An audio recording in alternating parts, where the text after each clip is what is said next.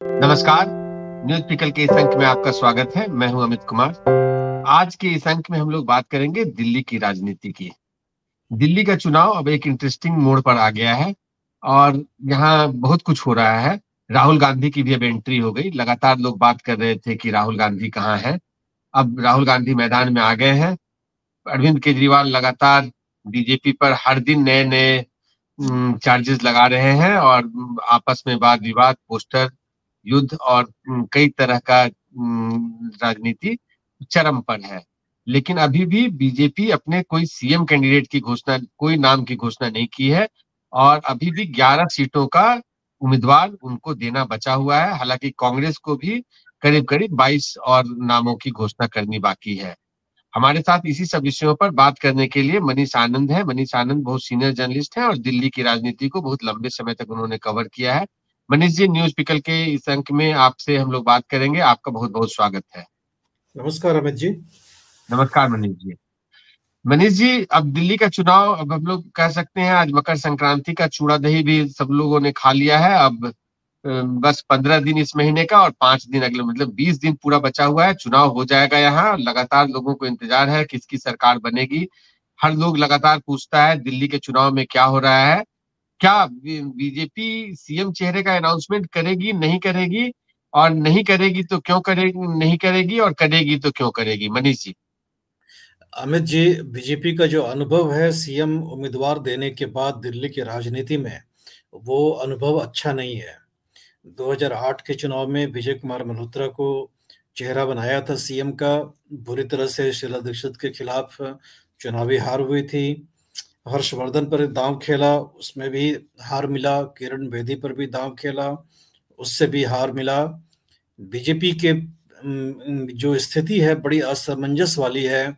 CM का चेहरा दे तो प्रॉब्लम, ना दे तो प्रॉब्लम। दोनों ही स्थिति में जो है बीजेपी को बड़ी मशक्कत करनी पड़ रही है। और अगर आप सीएम का चेहरा नहीं देते हैं तो जो अभी इनकम्बेंट सीएम है, आतिशी हैं वो, लेकिन वो जितने भी दिल्ली में जानकार हैं उनको सभी को पता है कि अरविंद केजरीवाल के नेतृत्व में आम आदमी पार्टी दिल्ली का विधानसभा चुनाव लड़ रहा है।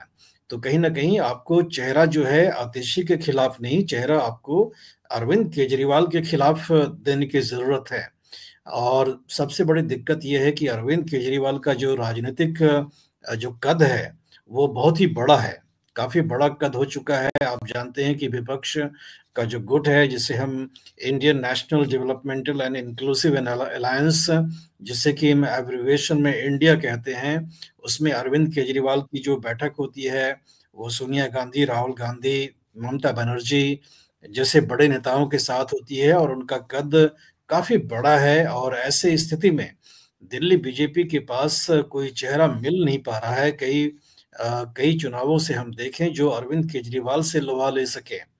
तो आप अगर उम्मीदवार किसी को भी लेकर के आते हैं तो जब तक आप ऑफिशियली नहीं कहेंगे कि ये आपका सीएम का चेहरा है, तब तक लोग मानेगा भी नहीं। और आम आदमी पार्टी चाहेगा कि बीजेपी को इस असमंजस वाली स्थिति जो बीजेपी का है, इसको अपने फायदे में बदलें। इसलिए आपने देखा होगा कि आतिशी ने कई सारे बयान दिए, और आतिशी ही नहीं, आम आदमी पार्टी की तरफ से कई लोगों का बयान आया कि रमेश बिधोड़ी जो कालका जी में उनके खिलाफ चुनाव लड़ रहे हैं विधानसभा का, वही बीजेपी का मुख्यमंत्री का चेहरा है।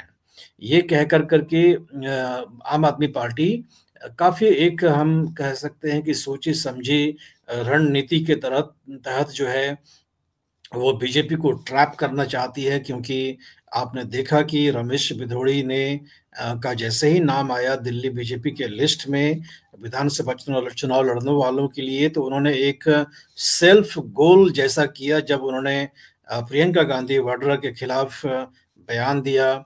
और भी उनके जो लूज कमेंट्स थे जिस पर उन्होंने खेद भी व्यक्त किया। तो कहीं ना कहीं दिल्ली का जो चरित्र है, वो दिल्ली का चरित्र एक पढ़े लिखे लोगों का, एक हम कह सकते हैं शहर का चरित्र है कि यहाँ लोग पढ़े लिखे लोग हैं ज्यादा। आप देखेंगे कि पर कैपिटा इनकम भी जो है देश में सबसे ज्यादा दिल्ली में ही है। और एक मध्यम वर्ग वाली छवि का एक हम कह सकते हैं क्षेत्र वो दिल्ली है। तो इस ये जो सारा जो मैंने आपको विवरण दिया है कि दिल्ली का ये चरित्र है, ये छवि है, उसमें रमेश भिदोड़ी कहीं फिट नहीं बैठते हैं। और यही कारण है कि शीला दीक्षित एक मध्यम वर्गीय छवि बना कर करके और एक पढ़ी लिखी सुलझी हुई महिला का छवि बना कर करके 15 साल मुख्यमंत्री बनी रही। और वहीं अरविंद केजरीवाल ने भी अपने आप को उसी छवि में ढाला कि एक मध्यम वर्गीय परिवेश से आने वाले पढ़े लिखे आदमी का छवि उन्होंने तैयार करा। और उस छवि के साथ हम देखते हैं कि 2013 से मुख्यमंत्री वो रहे और 2024 में आकर के उन्हें मुख्यमंत्री का पद छोड़ना पड़ा, क्योंकि ईडी का केस हुआ, जेल गए और सुप्रीम कोर्ट की तरफ से कई सारे शर्त के साथ उनको बेल दिया गया। लेकिन 2024 तक में भी अगर हम देखें तो 11 साल वो मुख्यमंत्री रह गए। तो आप अगर देखते हैं अमित जी की दिल्ली का मुख्यमंत्री का छवि अगर आप देखें पिछले करीबन 26 साल से, तो कहीं ना कहीं एक मध्यम वर्गीय वाला और पढ़े लिखे आदमी वाला छवि है जो कि मुख्यमंत्री के पोस्ट पे रहा। तो ऐसे में अतिशी ने जब कहा कि रमेश भिदोड़ी ही दिल्ली के मुख्यमंत्री का चेहरा है बीजेपी की तरफ से, तो कहीं ना कहीं वो अटैक कर रही हैं। और क्योंकि भिदोड़ी का इमेज आप जानते हैं, गाली गलौज करने वाला इमेज है। लोकसभा के अंदर में दानिश अली जो तत्कालीन बीएसपी के सांसद थे, उस पर उन्होंने लाइव टीवी पर जब संसद का सत्र चल रहा था तब जिस तरह की गाली गलौज करा था, उसके वक्त काफी भर्त्सना करी गई थी सभी लोगों के द्वारा। लेकिन कोई कार्यवाही उनके ऊपर नहीं हुई। हालांकि बीजेपी ने उनको लोकसभा का टिकट दिया नहीं, लेकिन वो अकेले सांसद नहीं थे जिनको टिकट नहीं दिया, कई सारे सांसदों को टिकट नहीं दिया गया था, कई नए चेहरों को उतारा गया। तो हम कह नहीं सकते हैं कि बीजेपी ने कोई पनिशमेंट उनको दिया। तो ऐसे में जो भी उम्मीदवार ये लाएंगे और उनको दिखाने की कोशिश करेंगे कि वो मुख्यमंत्री का चेहरा है, तो कहीं ना कहीं आप एक तरफा अटैक उसके ऊपर करेगी। और हम देखते हैं कि बीजेपी क्या रिस्क लेती है सीएम का उम्मीदवार देने का, ऑफिशियली अनऑफिशियली, या कोई बड़ा कद वाला पूर्व का केंद्रीय मंत्री या सांसद को उतारती है बचे हुए सीटों पर। जी अमित जी। नहीं मनीष जी, देखिए क्या है कि अब सीएम पद के लिए किसका नाम पहले अनाउंस करेगी तो पीछे, लेकिन बीजेपी बहुत मेच्योर पार्टी है। अलग अलग राज्यों में इसका बहुत लंबा अनुभव है। कई राज्य में ये पहले अनाउंस कर देते हैं, कई राज्य में नहीं करते हैं। इनको परिस्थिति के हिसाब से डिसीजन इनका लिया जाता है। तो दिल्ली में उनका भी थिंक टैंक कुछ ना कुछ तो सोच रहा होगा। लेकिन जो बचा हुआ 11 सीट पे जो उम्मीदवार का घोषणा किया जाना है, कहीं उसमें कोई बहुत बड़ा, जैसा सोर्सेस बताते हैं कि बहुत कुछ बड़ा सस्पेंस है, बड़ा सस्पेंस और बहुत इंटरेस्टिंग कुछ ऐसा नाम आएगा जो सबको सरप्राइज कर देगा। और वो उन नामों में कुछ ना कुछ कहीं दिल्ली के आने वाले अगला नतीजे भी छुपे हुए हैं। उन नामों से एक डायरेक्शन दिखेगा कि बीजेपी कितना सीरियस है और किस तरह से घेराबंदी करेगी आम आदमी पार्टी को। और अपना जो बोला जाता है कि पूरा पत्ता नहीं खोली है अभी तक, कि लास्ट लास्ट मोमेंट तक उसको सस्पेंस बनाए रखना है, उसका लाभ भी लेना है। इसी क्रम में एक बड़ा नाम चल रहा है स्मृति ईरानी का। बात चल रहा है, सोर्सेस बता रहे हैं कि ऐसा संभावना है कि स्मृति ईरानी ग्रेटर कैलाश से जो अभी मंत्री है सौरभ मालवीय उनके अगेंस्ट, सौरभ भारद्वाज, उसके अगेंस्ट उनको उम्मीदवार बनाया जा सकता है। तो एक तो ये संभावना क्या है। और फिर अभी मीनाक्षी लेखी का भी नाम का अभी तक अनाउंसमेंट नहीं हुआ है, क्या उनको टिकट मिलेगा। और ऐसे भी बात चल रही है कि बीजेपी ज्यादा से ज्यादा इस बार महिला उम्मीदवारों पर रिलाई करने वाले हैं, क्योंकि 50% वोटर्स बहुत मैटर करता है। और आपको मालूम है कि महाराष्ट्र और हरियाणा चुनाव में महिलाओं का बहुत बड़ा रोल रहा है।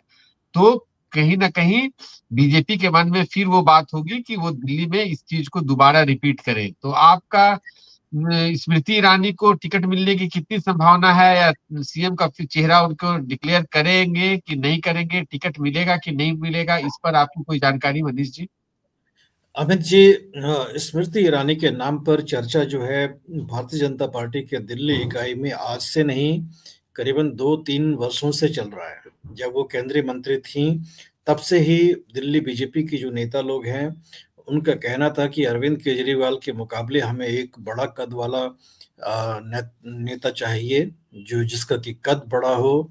और ऐसे में स्मृति ईरानी ही उनको दिखता था, क्योंकि स्मृति ईरानी का नाता दिल्ली से पुराना है। एक तो चांदनी चौक से वो लोकसभा का चुनाव लड़ चुकी हैं, हालाँकि वो उसमें असफल रही थी, लेकिन वो चुनाव लड़ चुकी हैं। और सुषमा स्वराज भी एक आखिरी मुख्यमंत्री थीं दिल्ली में भारतीय जनता पार्टी की तरफ से, वो भी महिला थीं। और जायंट किलर रह चुकी हैं स्मृति ईरानी, क्योंकि राहुल गांधी को अमेठी लोकसभा सीट से हराया था। तो उनके दमखम में तो कोई प्रश्न चिन्ह है नहीं कि मेहनत करती हैं, अपने क्षेत्र में काफ़ी ज़्यादा मेहनत करती हैं, संवाद करती हैं। लेकिन दिल्ली का टेरिटरी एक अलग है। 2019 का जो लोकसभा चुनाव उन्होंने जीता था अमेठी से, तब समय अलग था। बालाकोट, जो पुलवामा के आतंकवादी हमले के बाद जो बालाकोट में एयर स्ट्राइक किया था, जिसे सर्जिकल स्ट्राइक के नाम से जाना जाता है, उसके परिप्रेक्ष्य में 2019 का लोकसभा चुनाव हुआ था। नरेंद्र मोदी के नाम से एक तरह से कहें तो पूरे उत्तर प्रदेश और उत्तर भारत और पश्चिमी भारत में एक हवा थी। और उस जो नरेंद्र मोदी का जो आंधी था, उसमें इनको विजय प्राप्त हुआ था अमेठी के लोकसभा सीट में। तो इसमें इनका अपना क्या योगदान था और मोदी वेव का क्या योगदान था, ये दो अलग विषय है। लेकिन अब वो इतिहास के पन्नों में दर्ज है, अमित जी। और आज के तारीख में हम ये जानते हैं कि ये चुनाव हार चुकी हैं, हारी हुई उम्मीदवार हैं। और अभी हमने देखा है कि भारतीय जनता पार्टी में इनको कोई विशेष जो हम कहते हैं रिहैबिलिटेशन भी नहीं किया गया, और भारतीय जनता पार्टी इनको स्पोक्स पर्सन के रूप में भी इनका इस्तेमाल नहीं कर रही है। और हम देखते हैं कि राज्यसभा का भी टिकट इनको नहीं मिला, कई जगह से राज्यसभा का गुंजाइश बनता था। तो भारतीय जनता पार्टी ने इनके लिए क्या सोच के रखा है, ये भविष्य के गर्भ में छुपा हुआ है। लेकिन दिल्ली की राजनीति में अगर इनको लाया जाता है, तो निश्चित रूप से फोकस ऑटोमेटिकली इनके ऊपर शिफ्ट होगा मीडिया का। और मीडिया कहीं ना कहीं इनको कहेगा कि ये बीजेपी का यही है सीएम का चेहरा। तो स्मृति ईरानी वर्सेस अरविंद केजरीवाल, ये चुनाव हो सकता है। और तीसरी बात यह है अमित जी कि दिल्ली के चुनाव में राहुल गांधी जम कर करके प्रचार करने का मिजाज बना चुके हैं। कल उन्होंने सीलमपुर में एक रैली को एड्रेस किया। आज भी वो देखे गए चूड़ा दही खाते हुए पूर्वांचलियों के साथ। तो राहुल गांधी का चुनावी मैदान में होना और स्मृति ईरानी का अगर आना होता है, तो दिल्ली के जो चुनावी जो परिदृश्य है उसमें काफी कलर्स आ सकते हैं, काफी दिलचस्पी बन सकती है, और मीडिया का स्पॉटलाइट इनके ऊपर हो सकता है। तो हमें लगता है कि अगर इनको टिकट दिया जाता है तो कुछ दिलचस्प हो सकता है आने वाले समय में। तो मनीष जी, क्या आप देखते हैं कि, बहुत छोटा आंसर चाहेंगे आपसे, चूंकि दिल्ली का चुनाव अभी जब तक चलेगा हम लोग हर दिन इस विषय पर बात करेंगे, हर डेवलपमेंट पे बात करेंगे और अंदर की बात अपने दर्शकों को जरूर बताएंगे जो उनको किसी न्यूज़पेपर्स और दूसरे यूट्यूब चैनल्स पे ना दिखे। और अंदर की बात एकदम ट्रांसपेरेंट वे में हम लोग लगातार बताते रहेंगे, ये हम लोगों का कमिटमेंट है।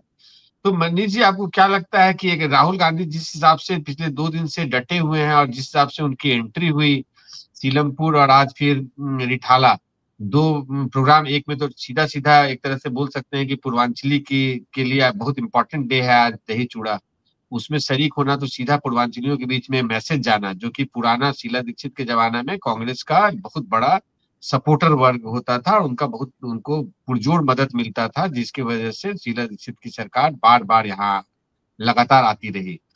तो मनीष जी, आपको क्या लगता है राहुल गांधी जिस हिसाब से आए हैं, खास करके जब लोकसभा में आम आदमी पार्टी और कांग्रेस एक साथ चुनाव लड़ी थी, तो इंडिया अलायंस का दोनों पार्टनर इस तरह से चुनाव लड़ेंगे और एक दूसरे पर भी छींटाकशी खुले तौर पर होने लगेगा, ऐसा तो कोई किसी को संभावना नहीं थी।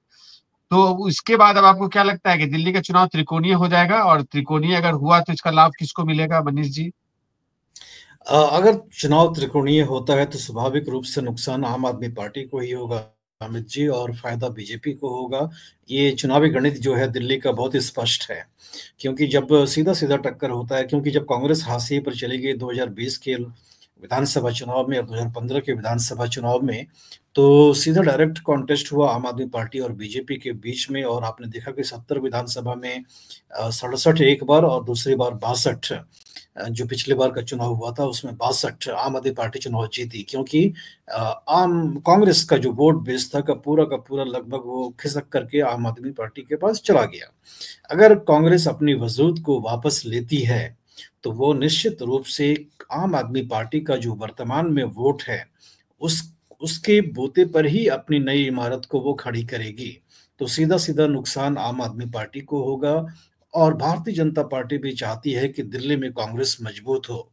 और त्रिकोणीय चुनाव में ही एकमात्र जो त्रिकोणीय चुनाव दिल्ली में हुआ था सही ढंग से, वो 1993 का था, जब संयुक्त पार्टी एक तीसरे पक्ष के रूप में चुनाव लड़ी थी और मदन लाल खुराना के नेतृत्व में बीजेपी ने चुनाव जीता था। और उसके बाद से 2013 का छोड़ दें तो सारा का सारा चुनाव जो है डायरेक्ट फाइट हुआ, या तो कांग्रेस ये बीजेपी के पक्ष में या बीजेपी आम आदमी पार्टी के पक्ष में।